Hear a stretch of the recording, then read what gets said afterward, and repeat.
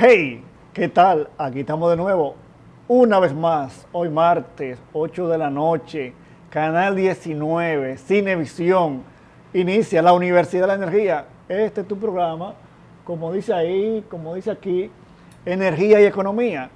Quien te habla, el doctor Nico, tu consultor experto.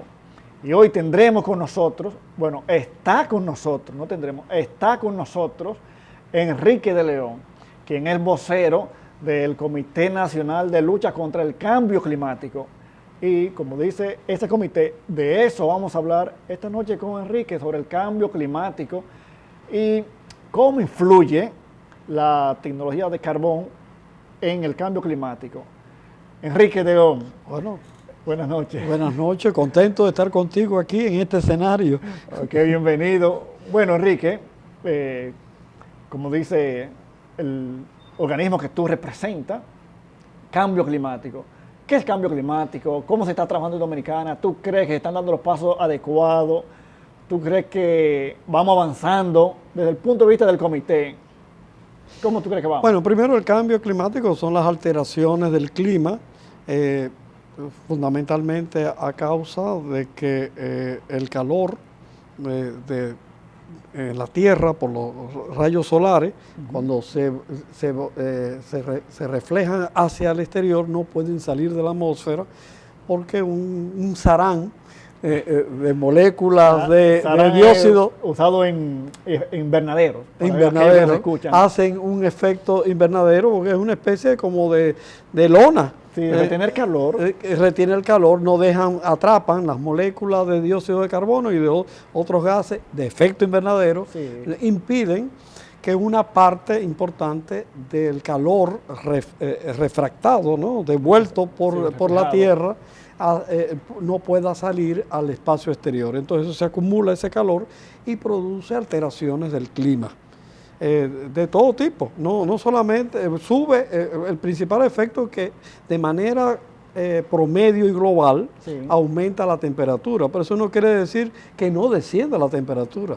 Es decir, que no quiere decir que no haya invierno. No, porque eso decía Trump. ¿Cómo? ¿Qué cambio climático? Eso es un cuento de los chinos. Porque bueno, aquí que no creen hemos tenido, porque el efecto del aumento de la temperatura promedio del planeta de manera global produce efectos extremos que pueden ser contrarios. Sí. Por ejemplo, puede producir grandes precipitaciones en una zona del planeta, inundaciones, como ahora ha ocurrido con el centro de los países de Europa también. Claro, en Alemania. Bueno, aquí mismo con las tormentas. Y aquí también tormenta. Y en otros sitios sequía e incendios. Como en la parte oeste de Estados Unidos, California. Sí, exacto. Y Grecia. El Mediterráneo oriental se prendió en fuego. Simultáneamente, donde está Grecia. Es decir, y en Rusia, en Siberia. Una parte de Siberia también Siberia, que es un lugar congelado. Congelado. Entonces, la temperatura ha aumentado tanto que los bosques de Siberia, porque tiene bosque, una parte no está tan arriba, tan en el Ártico, cogieron fuego, se quemaron. Tremendo. Es decir, que esa acumulación de calor que no puede salir a la atmósfera produce efectos extremos en el clima. Y que tiene diferentes repercusiones simultáneamente en diferentes puntos del planeta. ¿Cómo lo estamos manejando ahí en República Dominicana? Para que muchos tengan otra idea, si tú te encierras, por ejemplo, en tu casa, cierras toda la ventana y toda la puerta, te va a quemar. Es decir, no tiene abanico ni aire acondicionado encendido, tiene todo cerrado, sentirá como poco a poco va a subir la temperatura. Tú vas a sentir que está caliente, porque el calor se va quedando dentro, no tiene ventilación, entiende cómo salir. Es lo que pasa con la Tierra. La atmósfera sirve como esa ventilación, ¿verdad que sí? Que retiene y deja liberar calor hacia el espacio, ese intercambio. Excelente ejemplo. Pero también, por ejemplo, si tú estás siguiendo tu ejemplo, en la tarde, que hace un solazo, si tú no quieres que aumente la temperatura, tú cierras la puerta y mantienes el calor que es menor que tú tienes adentro que el calor que está afuera. Ese es otro efecto invernadero. Es decir, el efecto invernadero no es solo que tú tienes más calor, sino que conserva un calor que ya tú tienes. Es decir, hay que ponerse en la idea del invernadero. Es decir, el invernadero mantiene una determinada temperatura a su interior. Sí. Y claro, en algunos casos, cuando la temperatura puede ser mayor, aumenta en ese punto la temperatura y sus efectos, pero en otro punto la temperatura puede ser menor. Es decir que, pero lo que es importante es que esos cambios se producen por la quema de fósiles. Es decir, la quema de carbón para producir energía. La civilización actual, producimos energía para nuestra vida moderna, energía que se transforma en electricidad o en combustible para mover vehículos. Esa energía la producimos a base de quemar carbón, quemar petróleo y sus derivados, gasolina, gasoil, furoil y gas natural.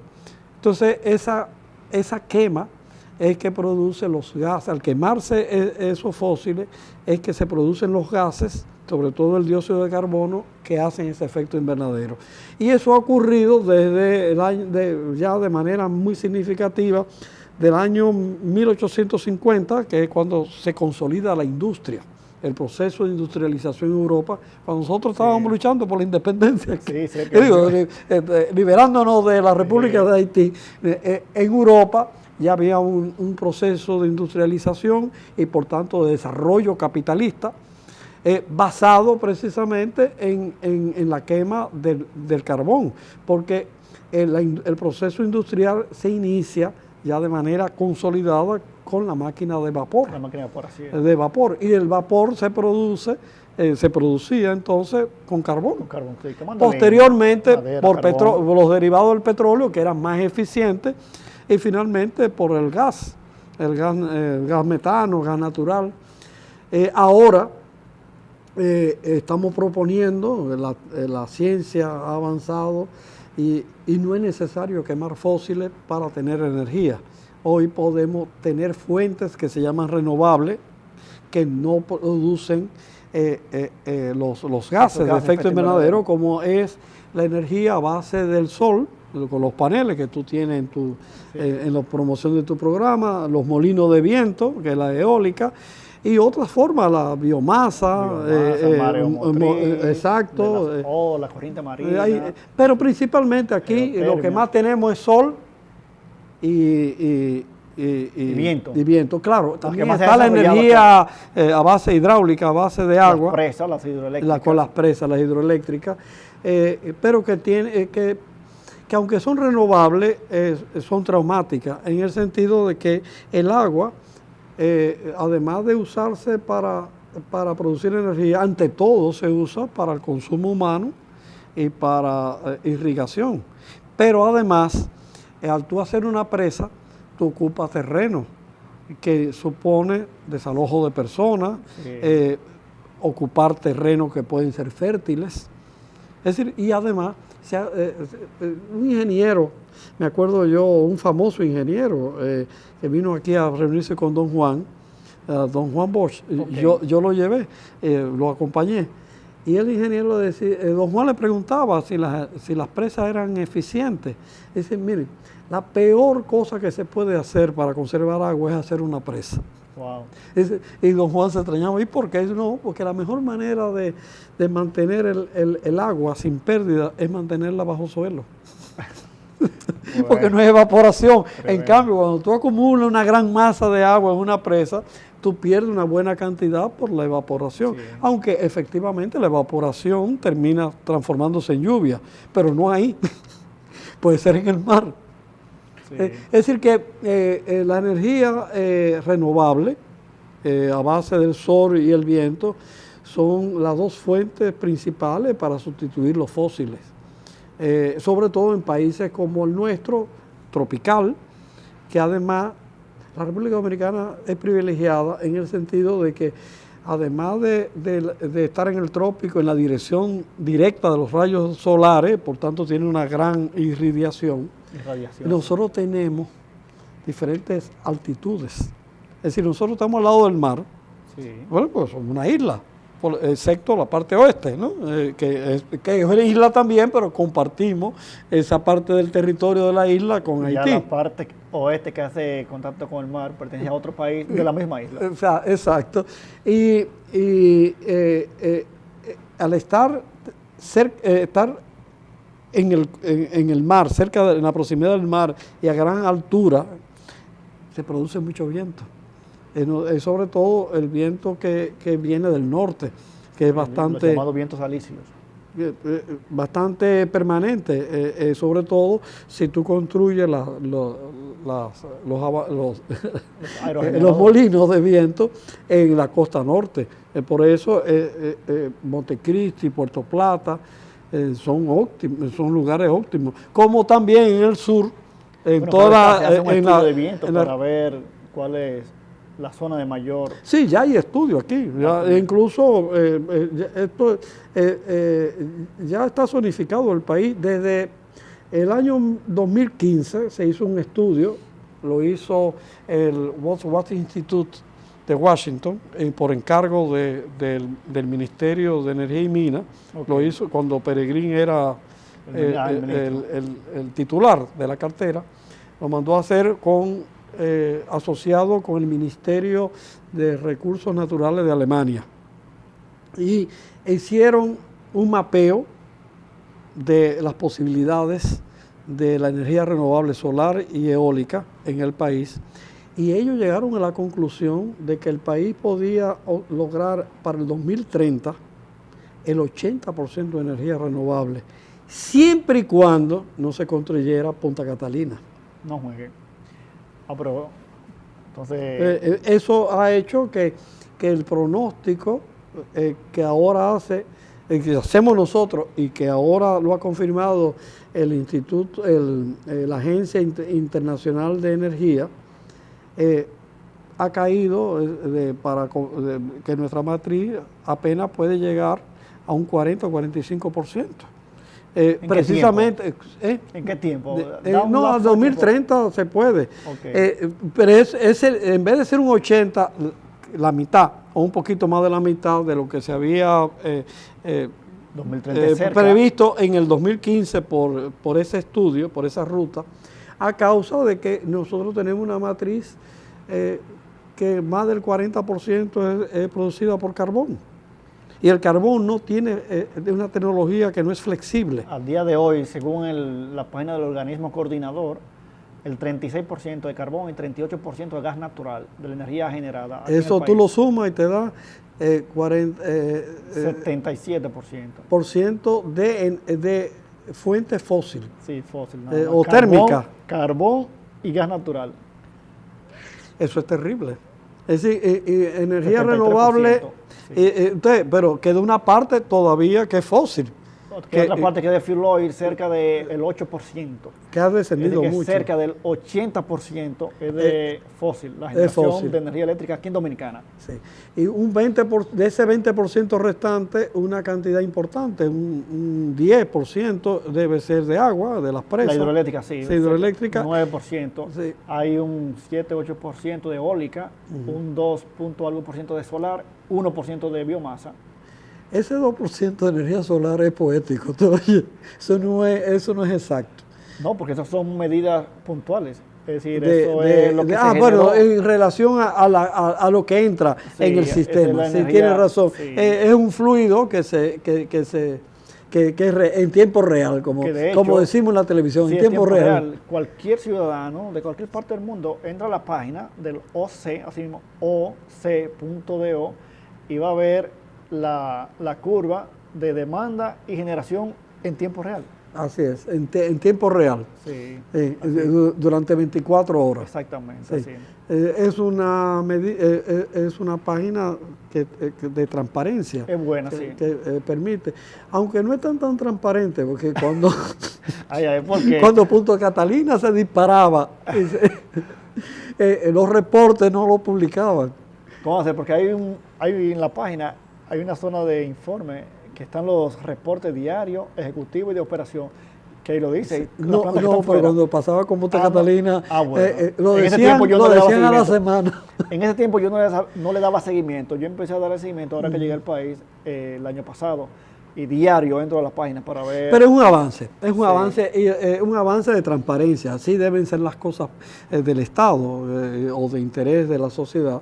Debe informarse de manera permanente y en tiempo real de lo que acontece. Es un buen ejemplo.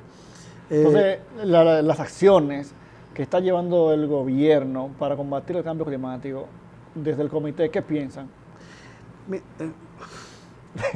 ¿Qué pasa ahí? Se hizo un esfuerzo y esta administración subió de un 25 a un 27 la meta de reducción de gases de efecto invernadero producido por el país. Es decir, un 27%. Sí, menos. De un 25 a un 27. Okay. De lo cual un porcentaje que no es incondicional, es decir, que el país se ha comprometido a reducirlo aún sin tener asistencia financiera del extranjero, es decir, de la comunidad internacional. Eso es loable. Es insuficiente. Nosotros debiéramos tener una reducción de gases invernadero al 2030 en un 40%. Precisamente porque nosotros somos uno de los países más vulnerables y tenemos que tener mayor interés de cualquiera para reducir nuestra huella de carbono, para poder exigir a los grandes emisores de gases de efecto invernadero que cumplan.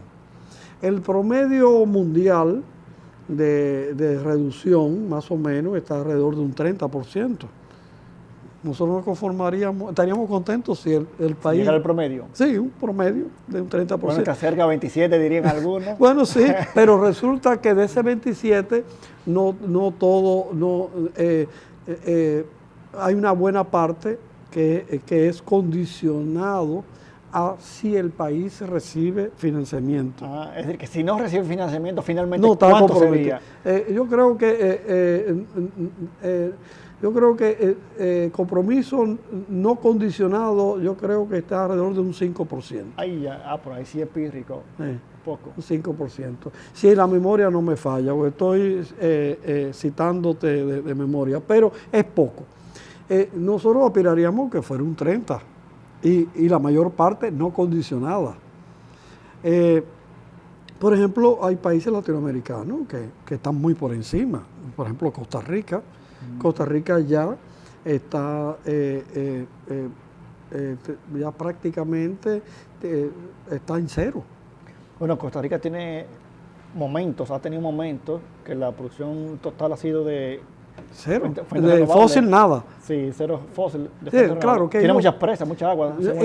Tiene un privilegio, y volcanes. Sí, es un privilegio. Bueno, no sé, principalmente hidroeléctrica. Hidroeléctrica y también la energía térmica de los volcanes. En Centroamérica, no sé qué cantidad de energía térmica tiene Costa Rica, pero en Centroamérica tiene esa posibilidad de usar, sobre todo Nicaragua, que tiene volcanes activos, el calor se puede utilizar para producir, como hace Finlandia. Sí, Finlandia casi toda su energía es yo sé que, geotérmica. Aparte de Finlandia, yo sé de Islandia, que Islandia, gran parte de su energía es a partir de geotermia.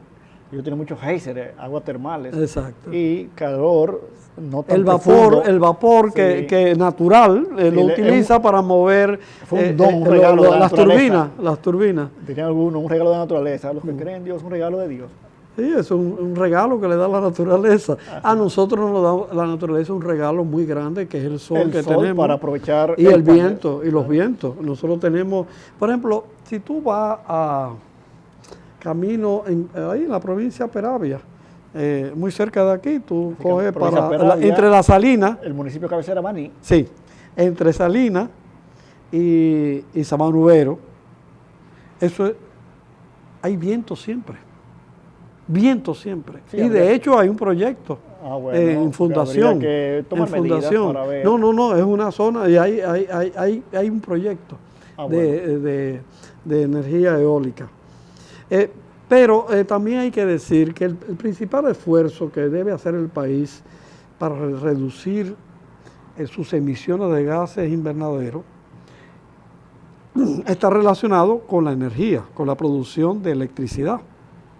Y ahí estamos con un fuerte déficit, porque al tener una matriz fundamentalmente basada en carbón y gas, es imposible descender las emisiones de gases invernaderos. Habría entonces que ir sacando poco a poco esas plantas. Sustituyendo con energía renovable. Y no tan poco a poco, hay que hacerlo rápido. Eso es lo que se llama descarbonizar. Descarbonizar, es decir, reducir la cantidad de carbono que hay en la atmósfera o que se emite hacia la atmósfera. Eso es viable y es un buen negocio. Es decir, la rentabilidad de la energía renovable es altísima. Y más en este país que es mafioso. Déjeme explicarle, porque y una cosa que es contraproducente, porque la energía renovable tiene un costo de producción mucho menor que la fósil. Es competitiva en ese sentido, pero, aunque aquí pero se vende. He escuchado a algunas personas que dicen como que aquí todavía está superior la rentabilidad o el costo de inversión por kilovatio y eso. Pues puede ser que en los momentos iniciales, de la inversión inicial, ¿no? del capital de instalación. Pero ya instalado, por ejemplo, los molinos de viento que están construidos en Enriquillo desde hace ya, del 2012, 14, el costo de producción está muy por debajo.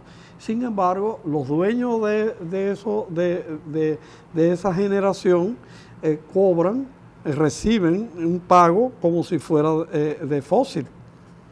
Eso está mal, porque eso, además de tener una rebaja de costo que supone una mayor rentabilidad, están recibiendo una rentabilidad adicional, es decir, beneficios adicionales, porque están vendiendo esa energía que les sale más barata al precio de la energía fósil.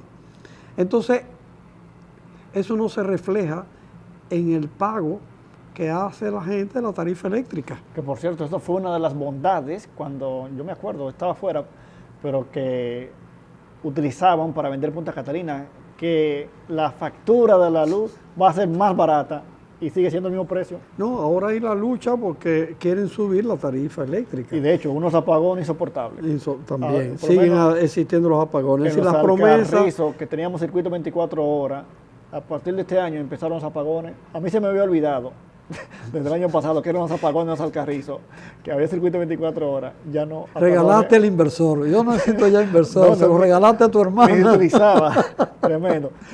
Bueno. Y ahora está arrepentido. Ay, mi madre. Bueno, lo bueno de la energía renovable no es solamente de que no va a reducir nuestra huella de carbono, es decir, las emisiones de gases invernaderos, y por tanto vamos a contribuir menos a producir el cambio climático, porque los gases de efecto invernadero son los que producen el cambio climático, sino de que la población puede adquirir una electricidad más barata. Pero eso, dada la estructura mafiosa de este país, eso no es posible. No, y yo creo que no se va a transferir al usuario, porque aquí no nos transfieren beneficios. Pero se transfiere a los bolsillos del generador. Ah, eso sí. Eso no está bien.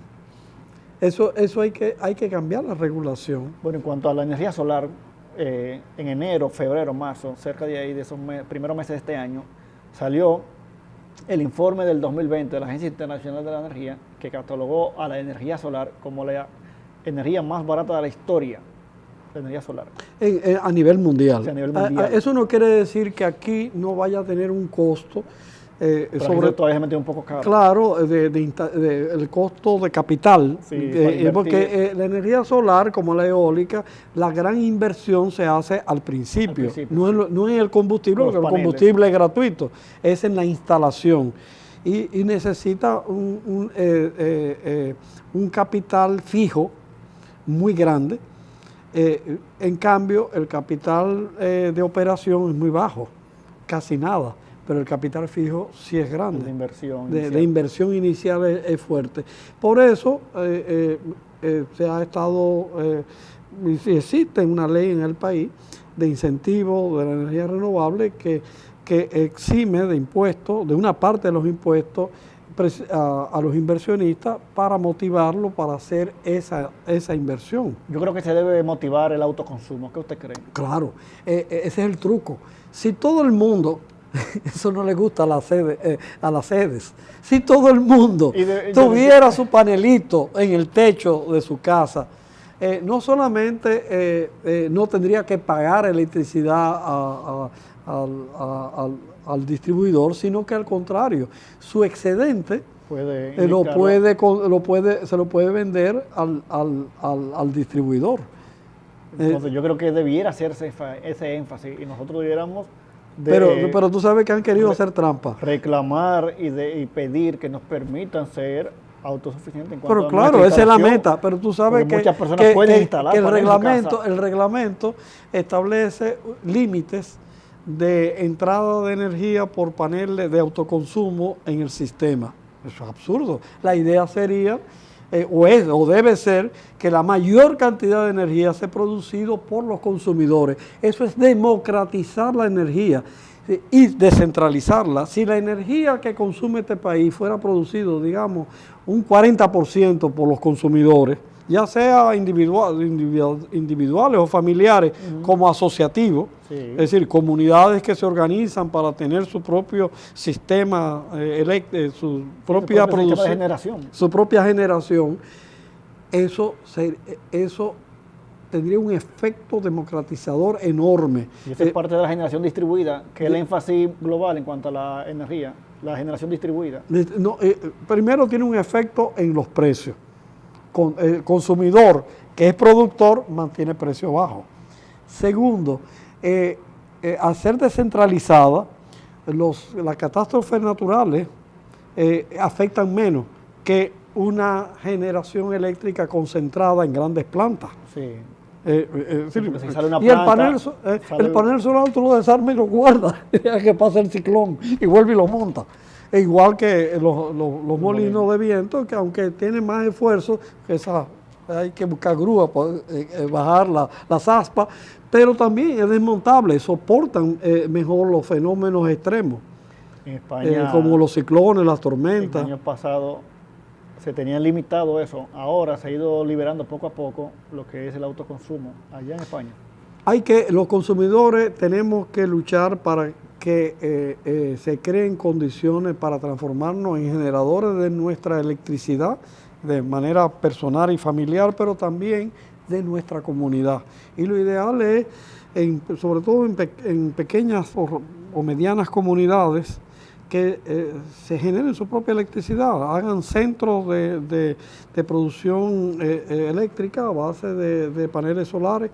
En parte, aquí hay una experiencia con las pequeñas hidroeléctricas de generación en las comunidades rurales con hidroeléctricas, que ha sido experiencia de la cual se puede aprender mucho precisamente para usar los paneles solares y la electricidad por viento, ¿no? La eólica. Claro, estas dos formas son más asequible que la hidroeléctrica, porque para las pequeñas hidroeléctricas tú tienes que tener agua, un pequeño salto, que no se te seque durante el año, a veces se seca. Y es decir, es un poco, tú necesitas condiciones particulares. Sí. En cambio, con la energía solar tú tienes sol donde quieras. Bueno, también que si hay lluvia la producción cae porque está nublado. Bueno, pero es un pequeño apagón. Sí. O si tiene baterías que ya se están masificando. O batería obsoleta también. Puede tener baterías para almacenar. Sí, para la noche. Pero nada, todo tiene su ventaja y desventaja. Exacto, así. Esa es la verdad. No hay cualquier análisis, bueno, valga la cuña, para Ciencia X, que es donde tú estás listo, ready para asesorar y montar. Tema energético, nos pueden llamar, que bueno, yo me dedico. Nosotros en el Comité Nacional de Lucha contra el Cambio Climático estamos motivando, exhortando, promocionando y educando a las cooperativas que tienen dinero ocioso. Es decir, las cooperativas se han transformado gracias al ahorro de los trabajadores, y tanto de aquí como los trabajadores dominicanos del extranjero, en grandes centros de acumulación de capital. Okay. Y ese capital está ocioso. Ocioso en el sentido como... está sin invertir. Sin invertir. Entonces, estamos motivándolo para que las cooperativas financien a sus propios socios a muy bajo interés el autoconsumo. E incluso en algunas cooperativas como la de Maimón, que es un... Maimón, ese es mi pueblo. Maimón, Monseñor Noel. Sí, de aquí. Sí, Maimón Bonao. Sí, de Maimón. Los Martínez. Ahí los Martínez. Y Maimón, mis familiares son de allá. De hecho, yo nací, mi familia viviendo ahí en Maimón, pero mi madre fue a dar a luz a Bonao. Entonces tú sabes tirar piedra, porque la gente de Maimón tira piedra. Ah, no, yo nada más duré 2 años, y luego de ahí salimos para los Alcarrizos, donde yo me formé y crié. Era un pueblo que ha luchado mucho precisamente para que la minería le retorne recursos. Del recurso que se extrae. Porque en Maimón, además de Pueblo Viejo, que hace frontera con, que aunque es de la provincia Sánchez Ramírez, pero está en la frontera con Maimón, ellos tienen una mina también que produce cobre Viejo, y oro. Que es Barry, está Cormidón, que es la que está ahí Cormidón, en el Copey, que ahora es australiana China. Que está ahí en el Copey. Sí. Ahí al lado, de Maimón a Copey se puede ir a pie o en bicicleta. En bicicleta, yo me iba en bicicleta cuando era muchacho a los Martínez, a la familia mía ahí de Maimón a los Martínez. Y a tomar mango. Bueno, es una zona muy linda, a pesar de la presencia de la minería, es una zona muy verde, con mucha lluvia. Sí, Falcón Brino de Baratona de la montaña, que se ve del fondo de Maimón. Maimón ha tenido un crecimiento increíble. Sí. Porque la gente de Maimón es muy trabajadora, muy emprendedora, son negociantes y se han transformado en un centro de comercialización de la región. ¿Qué les parece? Hacemos una pequeña pausa corta y continuamos más adelante. Vamos a una pausita.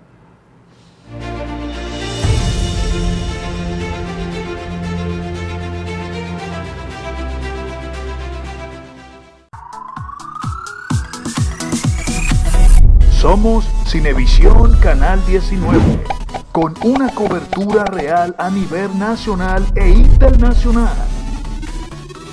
Búscanos como Canal 19 en todos los cables del país. Estamos también en Dominican Network como Canal 19 para todos Estados Unidos. Sigue nuestra programación en vivo por Livestream o a través de nuestra página canal19.do o en YouTube como Canal 19. Por eso somos Cinevisión, Canal 19. Ahora Cinevisión, Canal 19 está al alcance de tus manos para que disfrutes de nuestro contenido. Descarga nuestra aplicación para que veas nuestro contenido donde quiera. Descarga ya nuestra aplicación, disponible para todos los dispositivos. Puedes descargar nuestra aplicación desde Google Play y Apple Store. Ahora Cinevisión está en tus manos. Descárgala ya.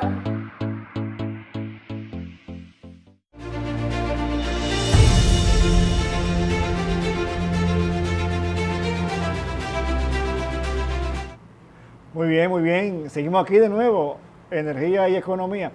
Por cierto, el mismo nombre que ustedes ven en los emblemas ahí de fondo, energía y economía, lo pueden buscar en Twitter, en Instagram y en Facebook y reportar sintonía, ¿de acuerdo? Y hacer sus preguntas. De hecho, por WhatsApp me están escribiendo, Un joven que trabajó conmigo cuando yo trabajaba en uno de los hoteles allá en Bávaro, Adolfo, un saludo para él que está reportando en sintonía, y todo el que reporte sintonía lo saludamos en la medida de lo posible.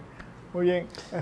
Hablábamos de Maimón porque, sí. Por ejemplo, Maimón puede ser una buena experiencia de inversión de la cooperativa en hacer que Maimón genere su propia energía, a base de tanto de los paneles solares como molino de viento, es decir, con la energía eólica.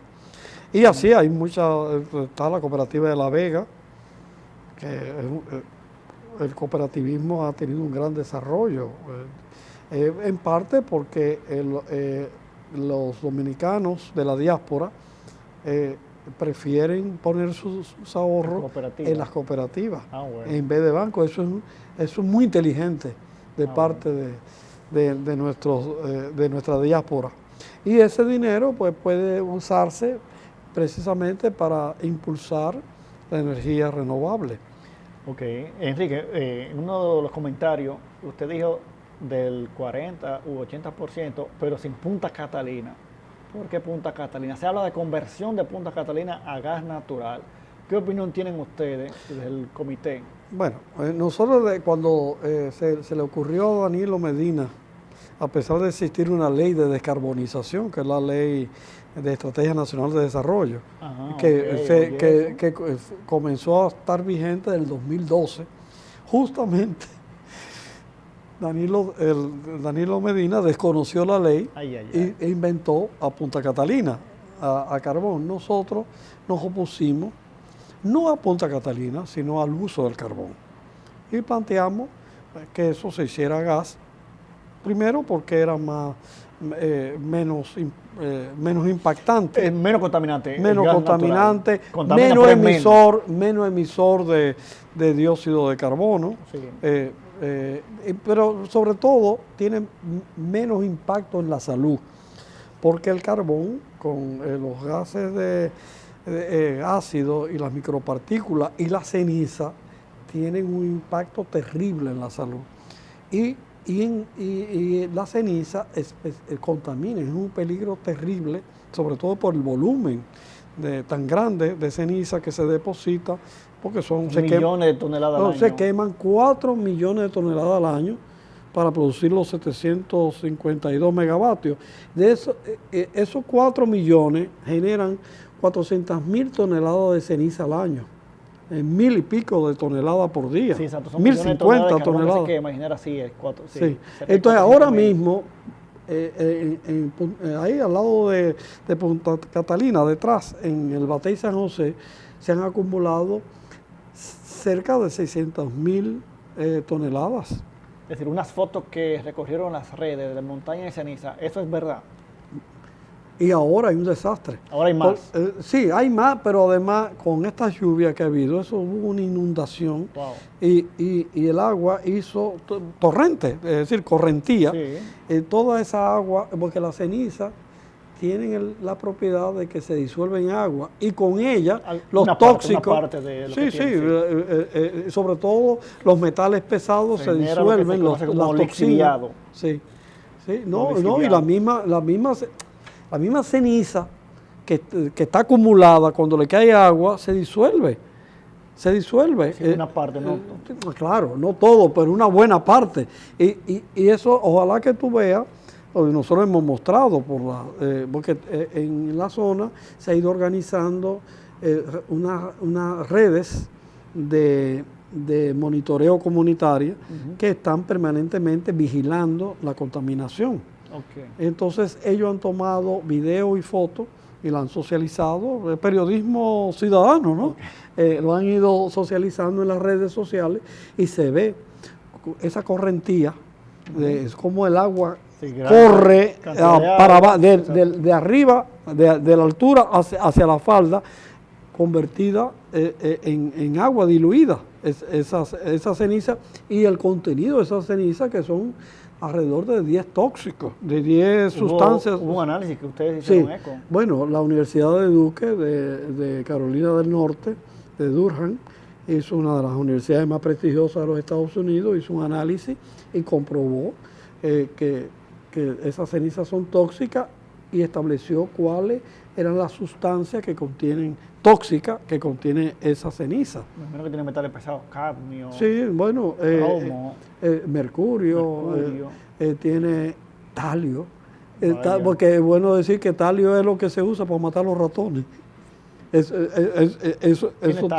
talio? Talio, sí. Okay. Es decir que y hay sustancias, una de ellas en particular, que es radioactiva. El radón. Ujú. Radón, eso es realmente contaminante. Toma en cuenta para la calidad de aire interior. Bueno, tú eres especialista y puedes confirmar lo que estoy diciendo. El problema es que esas sustancias con el agua se disuelven y entonces, ya sea de manera superficial, corriendo sobre el suelo, porque el río Catalina está a 800 metros apenas de esa montaña. Es decir, que ya el río está contaminado y... Bueno, habría que monitorearlo, ¿no? Habría que monitorearlo. Bueno, es un acuerdo que hemos llegado con el presidente de la República. Nosotros nos reunimos, la provincia y nosotros acompañando a la provincia, a los representantes de la provincia, junto con el Instituto de Abogados para la Protección del Medio Ambiente. El presidente nos prometió y ordenó ahí mismo a Orlando Jorge Mera, que es el ministro del Medio Ambiente, sí, de que en coordinación con nosotros, es decir, con la provincia y con nuestras organizaciones, se hiciese un estudio sobre la contaminación de Punta Catalina. Y precisamente estamos trabajando con Jorge Mera para los términos de referencia de ese estudio y ver si se puede. Bueno, el presidente quiere que ese estudio se haga en 60 días. Sí, eso es muy importante porque aunque nosotros hemos hecho avances con el estudio de la ceniza, pero sería muy importante medir las emisiones aéreas de los gases que son más peligrosas que la ceniza, y la ceniza, medir el nivel de contaminación que ha hecho la ceniza en suelo y en agua superficial y agua subterránea. El gran peligro por el gran volumen de ceniza que hay ahí y que va a haber, porque no se está dando ningún uso ahora. No se le puede hacer. Intentaron hacerlo, a pesar de que nosotros aconsejamos de que no se hiciera. Sobre todo al ministro de Energía y Minas, nosotros le dijimos que no podía usarse esa ceniza porque tiene mucho contenido de cal. Cal. Sí, porque entonces, los que dicen que se puede usar lanzamiento, de hecho, ceniza a lo largo de los años, porque la tecnología del carbón es nueva, entonces mucho tiempo se ha utilizado carbón para generar electricidad y en estos sitios a la ceniza la utilizan. Entonces, ustedes dicen que no recomiendan ningún uso de la ceniza. Ningún uso. O sea, la ceniza volante es una cosa y la ceniza que está depositada en la montaña es otra. Es decir, la ceniza depositada que sale de Punta Catalina es ceniza volante de carbón más cal viva, quemada a